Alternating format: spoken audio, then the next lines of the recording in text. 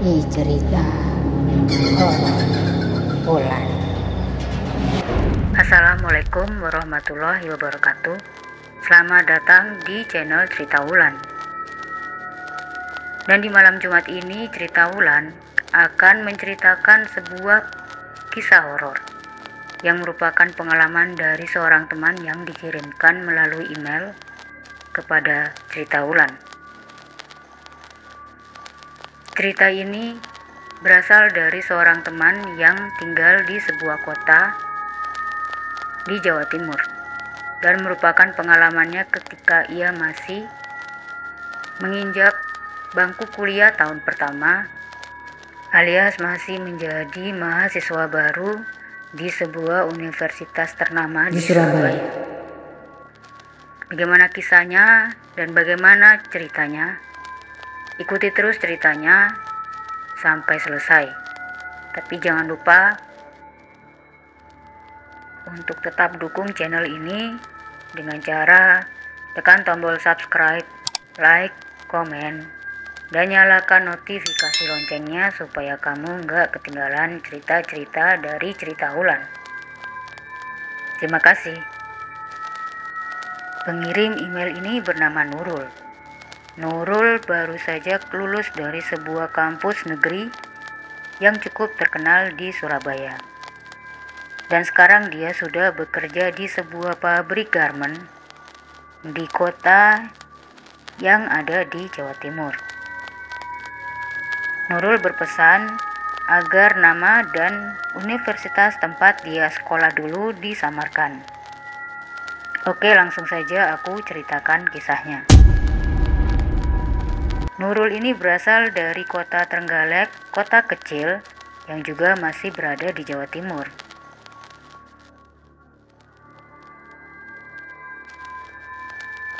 Jadi waktu Nurul lulus SMA, dia kan ikut ujian masuk universitas negeri nih.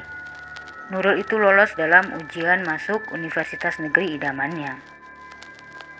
Dia masuk di jurusan teknik kimia. Jurusan teknik kimia di universitas ini memang jadi jurusan yang jadi idola buat para calon mahasiswa saat itu, termasuk Nurul.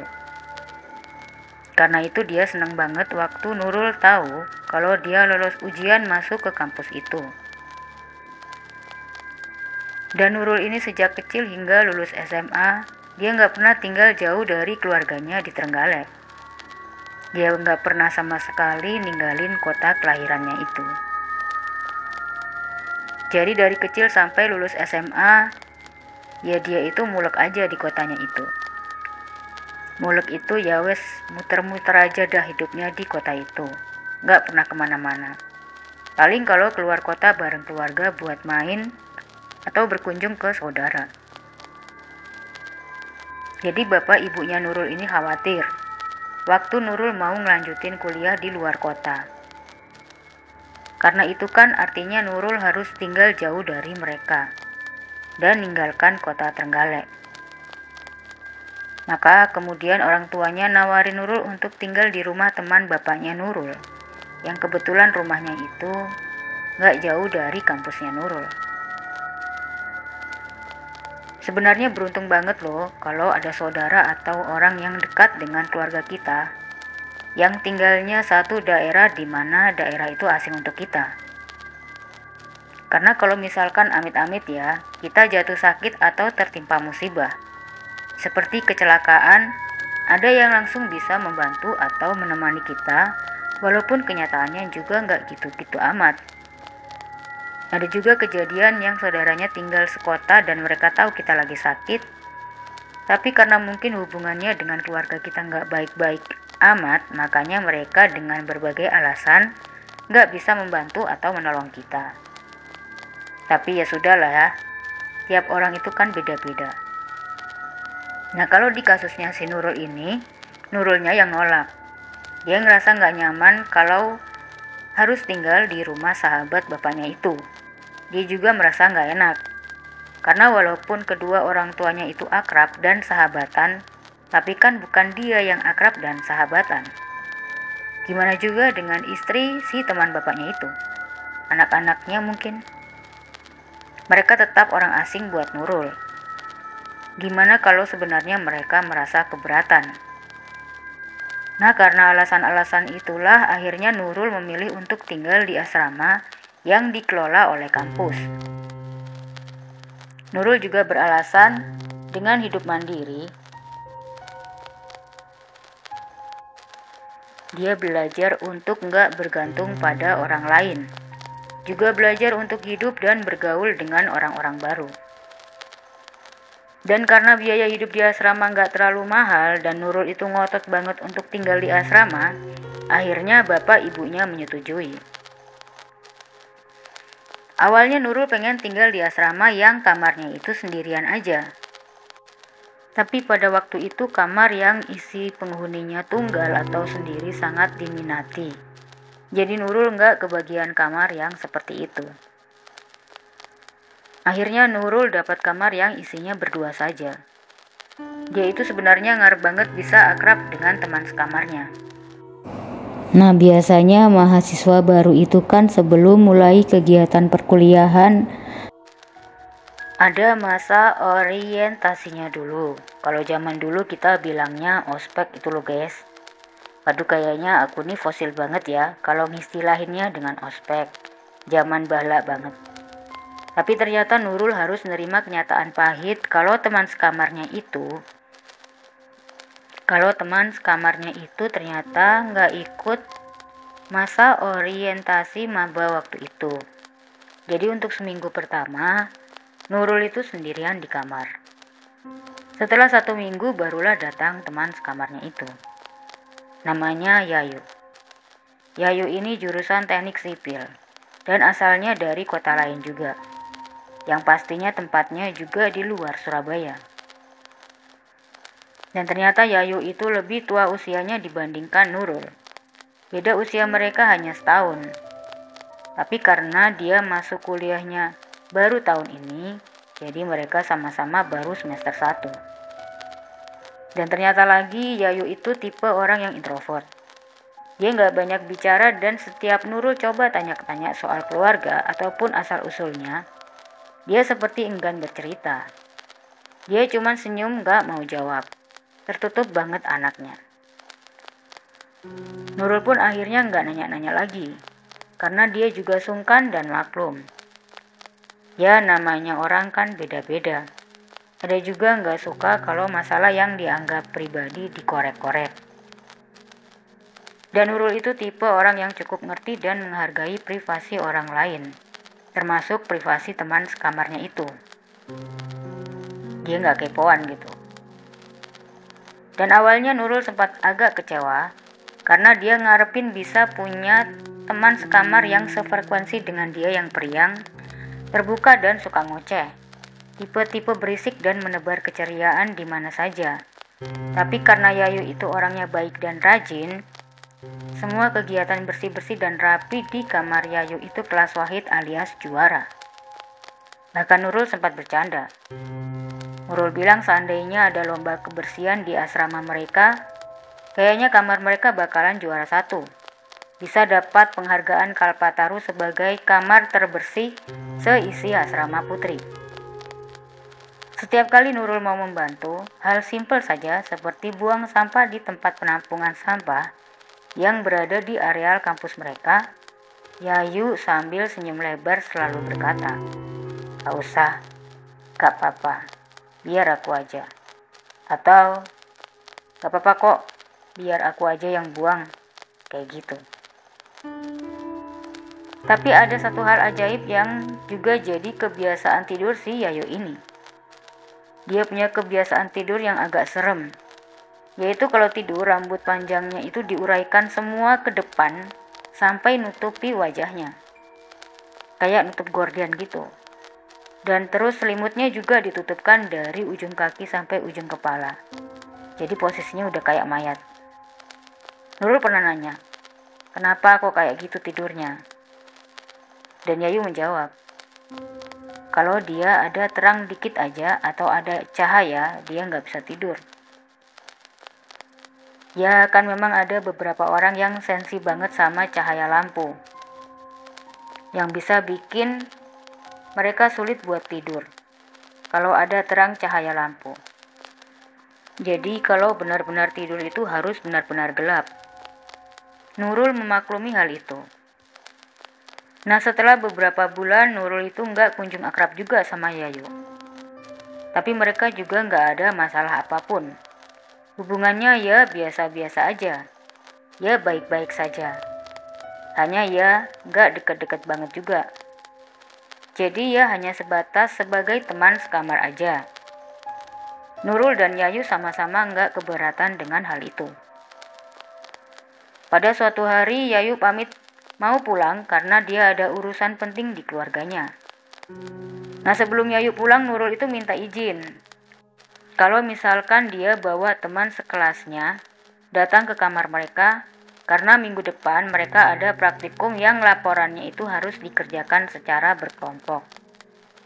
Jadi kalau kamu bolehin, kami mau bergadang ngerjain laporan praktikum bareng-bareng di sini. Dan ternyata Yayu nggak masalah. Dia menjawab, oh iya, nggak apa-apa. Jadi Nurul bisa ngajak temannya buat datang ke kamarnya untuk ngerjakan laporan praktikum itu. Akhirnya temannya datang. Temannya ini namanya Reni. Mereka berdua ngerjain laporan praktikum itu sampai subuh. Karena dosen praktikum mereka itu cukup lumayan kolot, yang nggak ngizinkan peserta praktikum mengerjakan laporannya dengan komputer, melainkan harus memakai mesin ketik manual. Alasannya supaya nggak bisa copy paste. Maksudnya tiap anak ya laporannya bener-bener dikerjakan sendiri, nggak modal copy paste laporan milik temannya yang lain. Emang ngerepoti sih dosen model begitu, tapi mau gimana lagi? Daripada mereka nggak lulus praktikum, mana dosennya killer banget. Makanya daripada harus terus-terusan ketemu itu dosen di tiap semester pendek atau di tahun depannya, mendingan nurut aja, yang penting lulus aja gitu. Dan mereka berdua ketiduran setelah jam 2 pagi. Keesokan harinya Nurul itu ngelihat Reni bangun, tapi mukanya tuh kayak muka orang yang nggak sehat. Mukanya agak pucat, sama matanya itu ada mata panda yang jelas banget.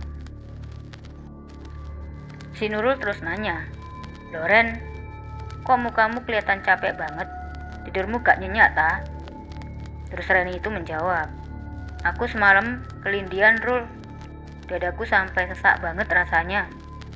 Padahal aku gak pernah loh tidur terus kelindihan sebelumnya." Nurul terus menjawab, "Hah? Mosok sih? Aku gak papai, gak lindian. Apa kamu capek banget palingan yo? Atau mungkin karena efek kita begadang semalam paling?" Terus Reni itu menjawab, ya mungkin sih." Terus Reni itu ngomong lagi, tapi itu kamu kok kemarin gak tidur kenapa?" Reni itu nanya kayak gitu, jadi Nurul bingung. "Maksudmu apa? Kok gak tidur? Gimana maksudnya?" Habis itu Reni bilang kayak gini, "Kemarin malam kamu terus jalan-jalan di kamar. Kadang berdiri di depan jendela, kadang ngeliat pintu kamar. Aku waktu lindian itu lihat kamu kayak gitu. Jadi aku tambah takut gitu sih." Dan Nurul yang dengar omongannya Reni gak paham apa maksudnya si Reni. Karena Nurul itu ngerasa tidurnya pules banget semalam. Dan dalam ingatannya Nurul itu seumur hidupnya gak pernah punya kebiasaan jalan-jalan sambil tidur. Makanya Nurul ngotot, "Enggak, aku gak pernah kok kayak gitu. Aku kalau tidur itu gak pernah jalan-jalan kayak gitu. Dan tadi malam aku tidurnya pules kok. Mungkin kamu mimpi." Tapi Reni itu terus-menerus bilang, "Enggak, aku tuh yakin banget lihat kamu jalan tadi malam." Nah, akhirnya mereka enggak nerusin perdebatan itu. Reni terus akhirnya pulang. Dan Nurul kembali sendirian di kamar. Waktu siangnya Nurul ngerasa biasa aja di dalam kamar. Tapi waktu malamnya, Nurul jadi agak takut keingat ceritanya Reni. Apalagi malam itu dia sendirian di kamar. Karena Yayu baru balik besoknya. Dan Nurul yang tom-tomen itu dengan ceritanya si Reni jadi nggak bisa tidur. Dia berusaha mengalihkan perhatiannya dengan baca novel sambil dengerin YouTube. Sampai nggak kerasa jam 1 pagi. Akhirnya Nurul itu ketiduran karena kecapean di malam sebelumnya karena dia kan bergadang ngerjain laporan. Dan waktu Nurul lagi tidur, dia sempat kebangun karena seperti dengerin suara yang aneh. Seperti suara langkah kaki orang yang lagi jalan tanpa menggunakan alas kaki. Nurul mencoba mendengarkan dengan lebih seksama, untuk mastiin yang dia dengar itu hal yang nyata. Dia sampai bangun dari tempat tidurnya. Dan Nurul kaget banget, ada seorang perempuan yang rambutnya acak-acakan di dalam kamarnya. Dia sedang berdiri di depan pintu kamar sambil membelakangi Nurul. Nurul kira itu Yayu, jadi dia manggil, "Loh Yuk, kamu sudah pulang?" Mendengar suaraku, perempuan itu membalikkan badannya. Dan aku kaget banget, karena seluruh tubuhnya itu penuh dengan darah, dan di perutnya tertancap sebuah gunting. Nurul berteriak kaget dan membuka matanya lebar-lebar. Ternyata dia cuma mimpi. Nurul langsung duduk. Dia ngerasain nafasnya ngos-ngosan dan keringatan. Seumur hidupnya dia nggak pernah kelindihan, nggak pernah ngelihat hal-hal yang goib, jarang juga mimpian hantu kayak barusan. Tapi Nurul ngerasa mimpinya terasa begitu nyata banget. Dan Nurul langsung mikir, ini pasti karena dia kepikiran sama apa yang diceritakan sama Reni. Dan untungnya setelah itu dia bisa tidur lagi dan gak bermimpi buruk lagi. Besoknya Yayu itu sudah balik ke asrama. Waktu Yayu datang malam itu hujan deras banget. Dan Yayu masuk ke kamar dengan kondisi lumayan basah. Begitu lihat Nurul, Yayu langsung nanya, "Kamu gak apa-apa kan?" Dan Nurul yang mendengar itu ngerasa agak aneh. Karena biasanya kalau orang udah lama nggak ketemu 2 hari, orang itu biasanya akan banyak bercerita bla bla bla atau nyapa-nyapa yang nyantai itu. Kok ini Yayu malah nanya kayak khawatir banget, "Kamu nggak apa-apa kan?" Nurul tuh nanya balik, "Loh, emang kenapa toh Yuk?" Dan Nurul tuh mikir kok kayak seolah-olah Yayu itu tahu ada kejadian apa semalam pada diri Nurul. Dan gak tahu kenapa Nurul kayak ngerasa ada yang aneh sama Yayu dan jadi gak nyaman. Nurul akhirnya cuman menjawab, iya." Dan Yayu tersenyum lebar dan bilang, "Baguslah." Tapi gak tahu kenapa senyuman lebar si Yayu itu kelihatan misterius bagi Nurul. Nurul bilang kalau malam itu adalah malam paling mengerikan di dalam hidupnya. Malam itu Yayu tidur seperti biasanya. Yayu tidur di tempat tidurnya di seberang tempat tidurnya si Nurul. Saat tertidur, Nurul cerita kalau dia kembali mendengar suara orang berjalan tanpa alas kaki alias kaki telanjang.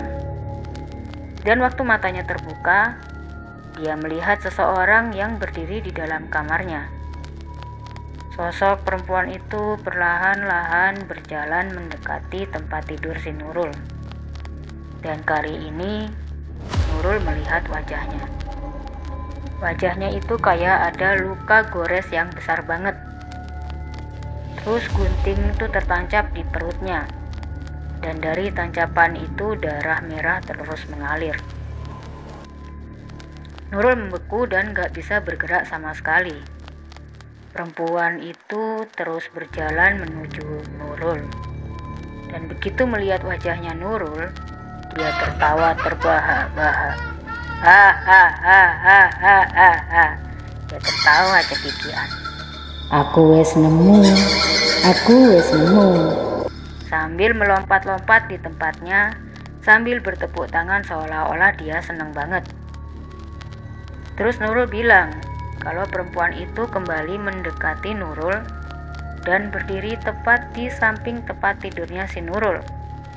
Habis itu dia mencabut gunting yang menancap di perutnya terus langsung ditancapkan di dadanya Nurul.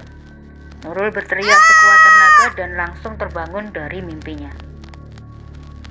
Dan ternyata Nurul terbangun dengan kondisi menangis dan ketakutan. Saking takutnya, dia sampai ngerasa lehernya tercekik dan gak ada suara yang bisa dia keluarkan dari mulutnya. Yayu lalu terbangun dan juga mendengar suara teriakan Nurul. Dia nanya, "Loh Rul, ada apa?" Tapi Nurul nggak menjawab apa-apa. Saking keluhnya dan saking takutnya dia cuma menggelengkan kepala, nggak bisa menjelaskan apapun. Dan mimpi-mimpi buruk itu terus berlanjut sampai 3 minggu. Kejadiannya selalu sama. Sosok itu melihat wajahnya Nurul, berteriak kegirangan, bilangnya dia sudah nemu, lompat-lompat tepuk tangan lalu mencabut gunting yang nancap di perutnya, lalu ditancapkan ke dadanya si Nurul. Jadi mimpinya selalu sama berulang-ulang. Dan mimpi-mimpi buruk itu bahkan katanya sampai mempengaruhi kehidupannya Nurul. Dia jadi paranoid. Tiap dengar suara langkah kaki atau suara orang tepuk tangan, dia jadi kaget sendiri. Nurul selalu ketakutan untuk kembali ke kamar asrama dan gak bisa tidur dengan nyenyak. Akhirnya teman-temannya si Nurul itu mulai nyadari kalau ada yang gak beres sama Nurul. Awalnya Nurul gak mau cerita yang dia alami ke siapapun, karena hanya untuk menceritakan kembali aja dia udah ketakutan duluan. Lidahnya keluh dan gak bisa bicara apa-apa. Tapi karena teman-temannya terus mendesak, akhirnya si Nurul cerita.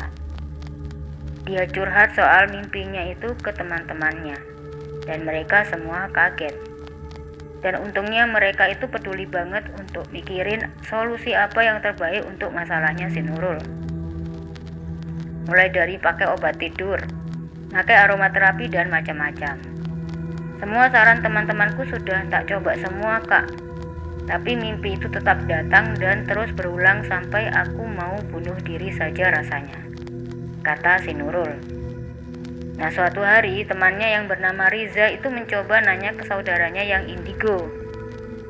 Dan saudaranya itu bilang kalau Nurul harus nutupi mukanya saat terbangun di dalam mimpi, supaya hantu itu tidak bisa melihat wajahnya si Nurul. Masuk akal sih, karena hantu dalam mimpinya itu kan selalu bilang, aku nemu. Dan malam itu Nurul terbangun di mimpi yang sama. Dan kali itu Nurul coba apa yang dikatakan saudara temannya itu. Nurul langsung menarik selimut untuk menutupi wajahnya. Dan pada saat itu Nurul mendengar suara orang perempuan berteriak, "Kamu di mana? Jangan sembunyi. Kamu di mana? Jangan sembunyi." Nurul saking takutnya dia sampai menggigit bibirnya kuat-kuat supaya nggak ngeluarin suara apapun. Suara teriakan berhenti sebentar, dan tiba-tiba Nurul mendengar suara itu terdengar tepat di depan wajahnya Nurul. "Sudah tak temukan lagi," katanya sambil cekikian lagi. Dia menarik selimut yang menutupi mukanya Nurul dan menancapkan pisau di dadanya, dan Nurul terbangun. Dikiranya waktu itu nutupi wajah dengan selimut bisa menyelamatkan dia dari mimpi, tapi ternyata enggak. Dan Nurul sangat kecewa. Tapi untungnya kalau aku nutupi mukanya dengan selimut, aku enggak perlu lagi lihat perempuan itu lompat-lompat kegirangan sambil bertepuk tangan. Dan sejak saat itu aku lebih memilih nutupi wajahku dengan selimut, walau pada akhirnya dalam mimpiku aku tetap saja tertusuk pisau, kata Nurul padaku. Dan di akhir semester 1 Nurul nggak bisa menyelesaikan ujian akhir semester 1-nya dengan nilai memuaskan, karena setiap malam tidurnya terganggu dengan mimpi-mimpi buruknya.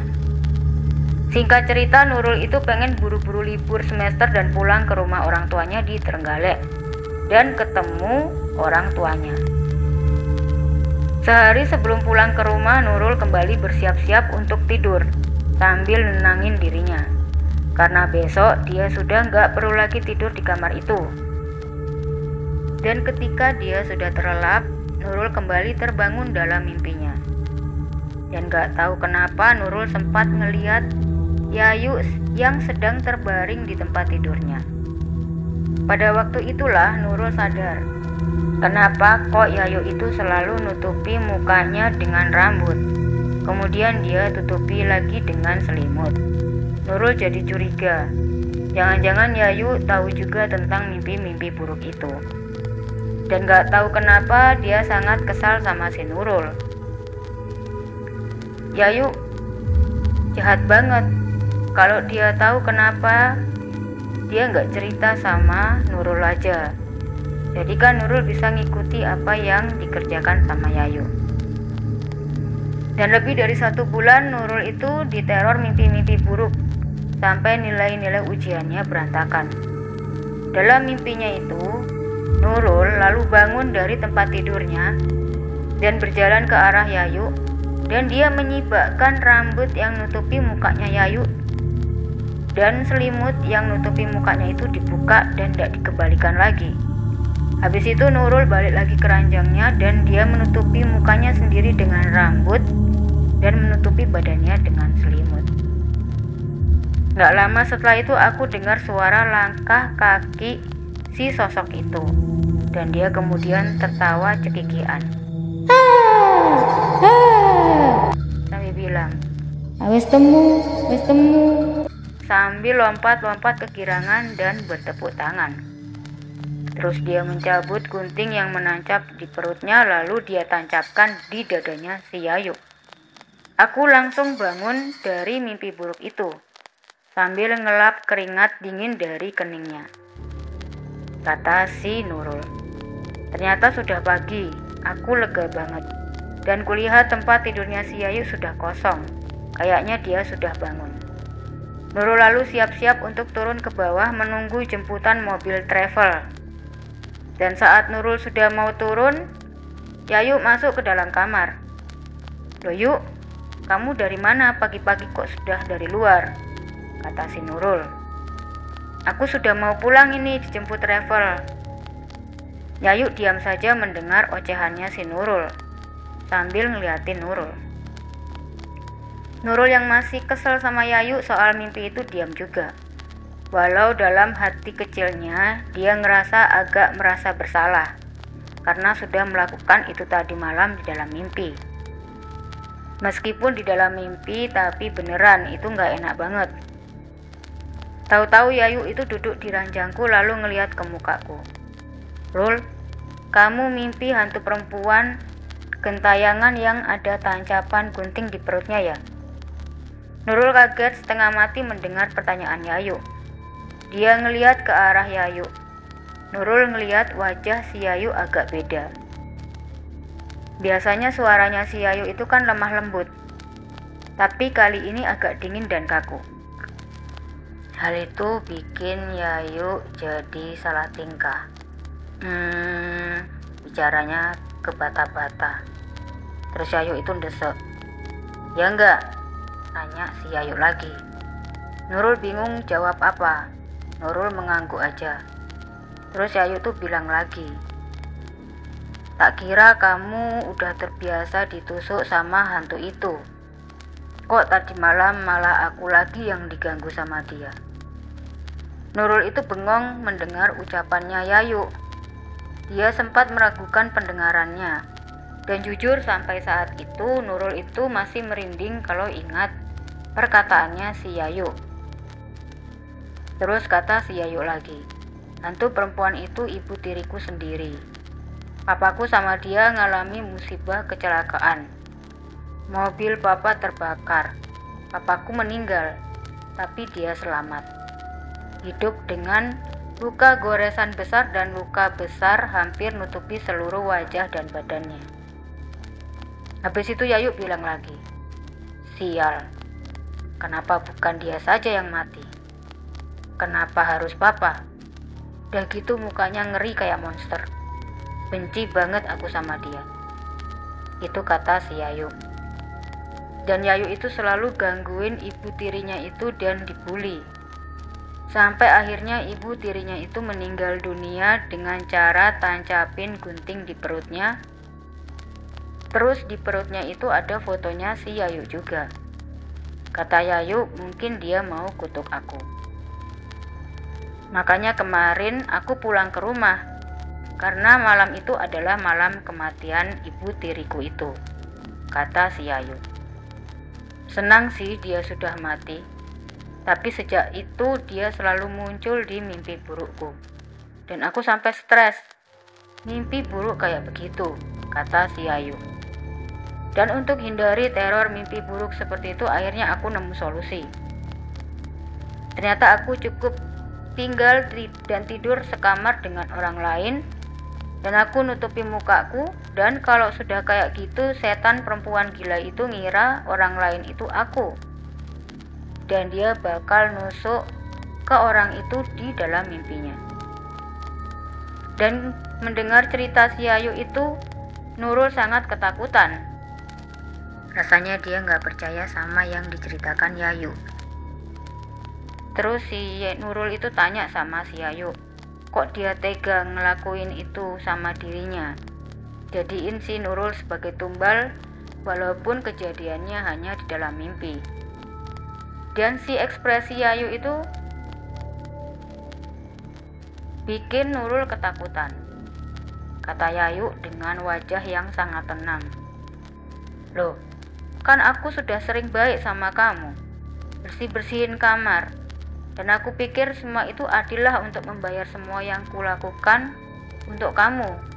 Jadiin kamu tumbal hantu goblok itu. Dan selama dia ngomong itu, dia senyum-senyum terus, kayak nggak ngerasa bersalah.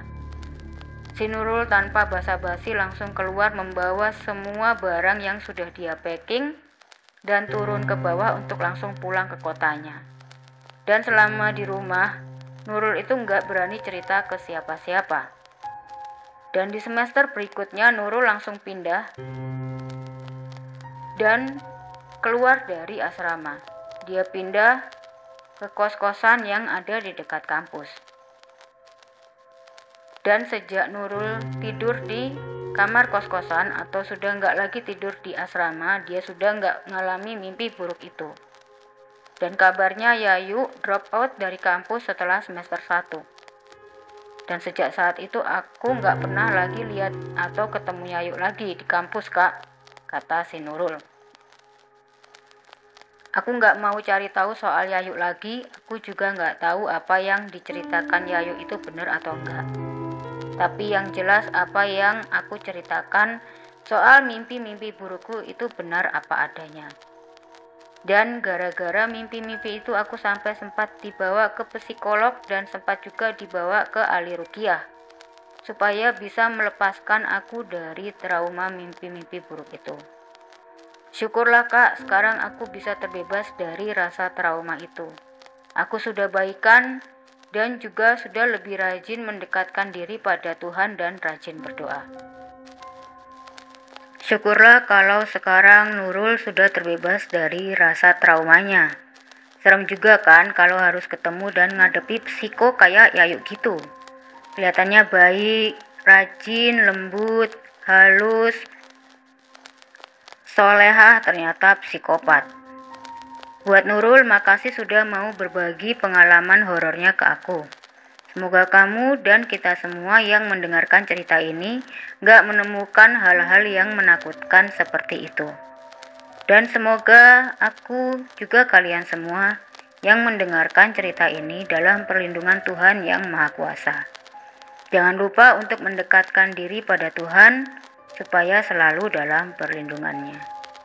Begitu aja dulu cerita seramku hari ini. Terima kasih sudah mendengarkan ceritaku dari awal hingga akhir. Sampai jumpa di cerita horor cerita Wulan berikutnya. Wassalamualaikum warahmatullahi wabarakatuh.